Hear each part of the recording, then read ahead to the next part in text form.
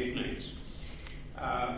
I'll just make 3-4 points, very brief, not a very long and boring speech. Number one, talking about digital success in government, I will first share an experience of digital failure. Digital failure. What we were doing, the stage is Science City. Science City, everybody knows in Kolkata, Science City. Huge auditorium, people, at least 2,000 people sitting there. We are on the dais. What is the event? The event is conduct of a lottery.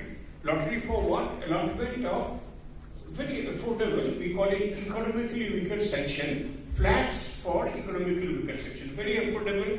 I think it was priced at ₹1 lakh and the market price would be anything beyond 10 lakhs.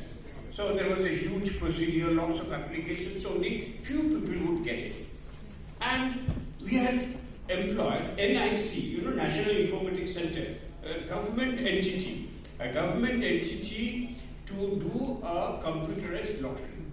So what we did, everybody was seated and there was a projection and application number and house number allotments started coming on the screen. People got jittery. They stood up and they stopped the whole process. They said, what are you doing? This is all prefaced.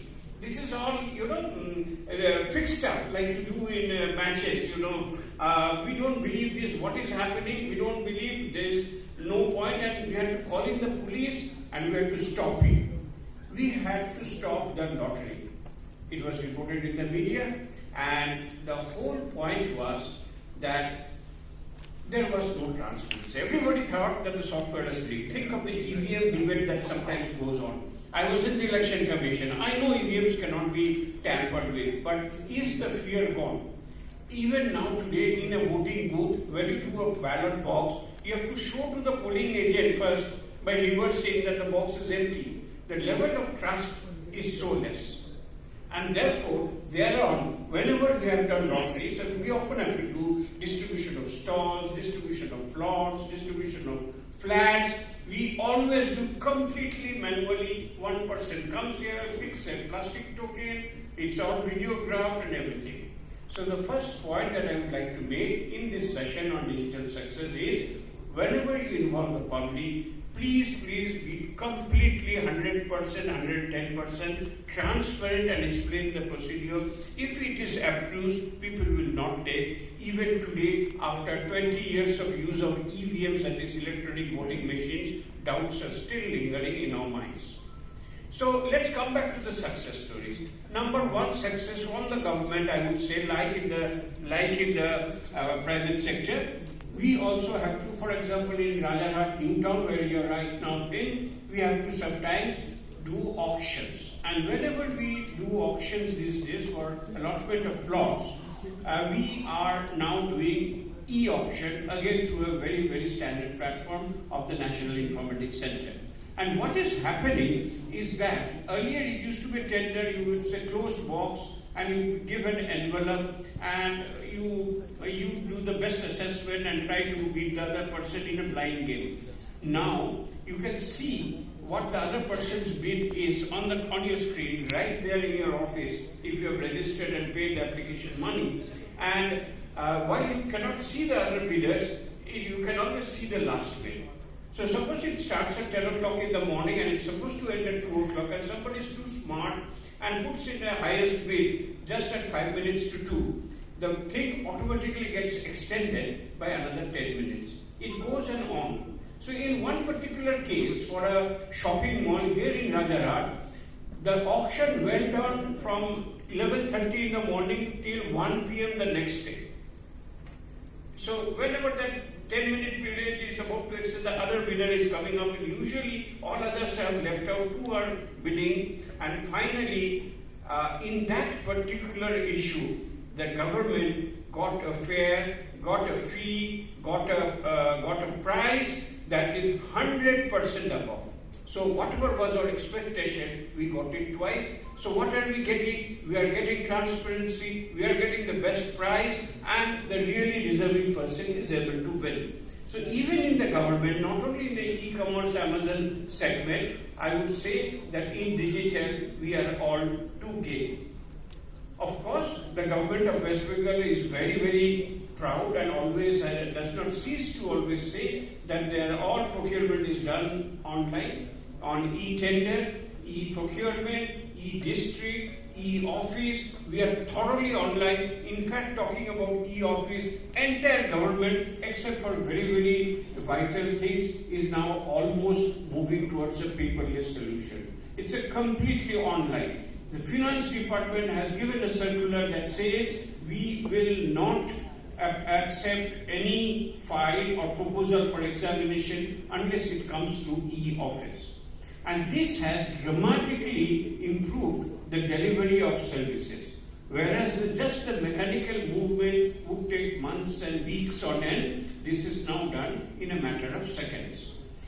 And another area that we have got a great deal of success, again to take an example from this new town, is the collection of property taxes. This is the only city in Bengal which is completely at the area-wise taxes there.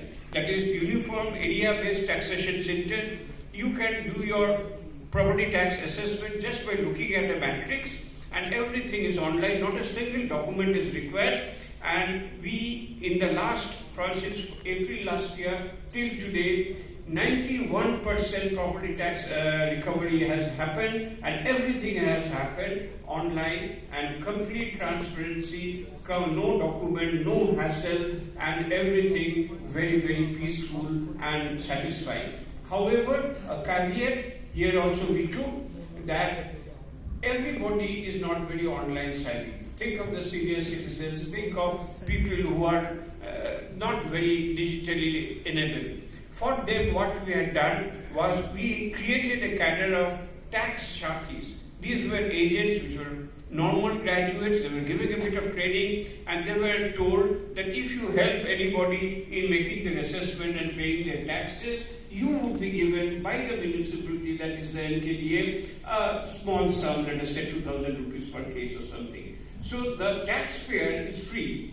For the taxpayer, it is free. He doesn't have to pay something. If you cannot fill it online, he can do that.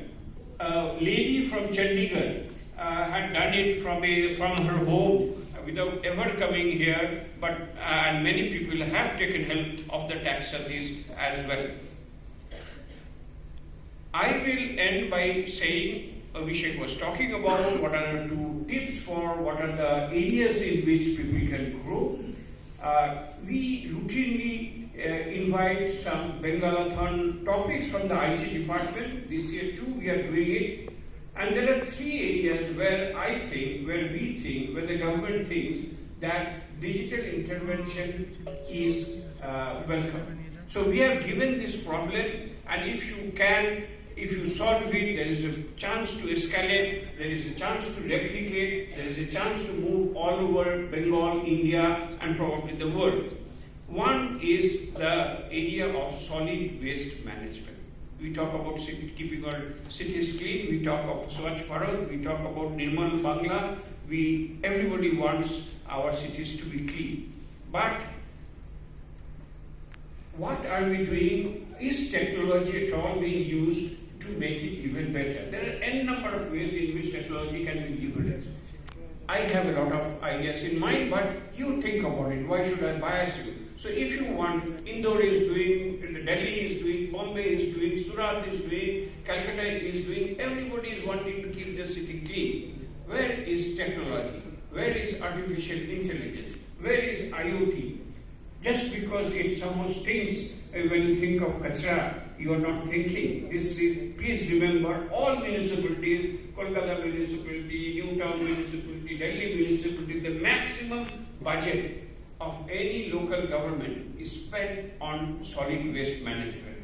Would you not like to tap that for betterment of services? The other thing that we are looking for, in fact, this is the last point I'll make, is that if you see the latest issue of Economist, I'm sure everybody knows about it, published from London, Global Magazine, for a weekly magazine. The latest issue of Economist talks about silver screens. What are silver screens? Silver screens, what it is basically saying, that people who spend online And of them, people who spend actual money buying and things like that, or spending for games, or spending money online, the maximum 2.3 times is the figure they are quoting from China. Is maximum is from 55 plus %. So silver in the sense of senior citizens. So they are now angling very highly. And look at this technology. Since they are paying, and some of them are elderly persons, some of them are not very savvy in making online payment. So we assist pay is there for the family members to help the elderly to spend his or her money if she fancies or he fancies something to buy or something to spend.